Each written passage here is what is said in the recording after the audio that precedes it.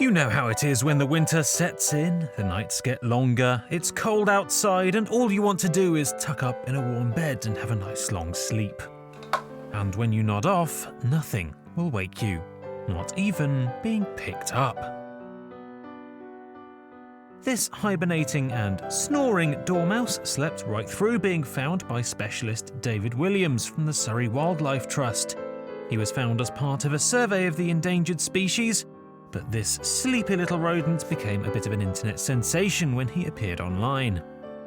He won't know it, of course, he's fast asleep and won't wake up until the end of spring.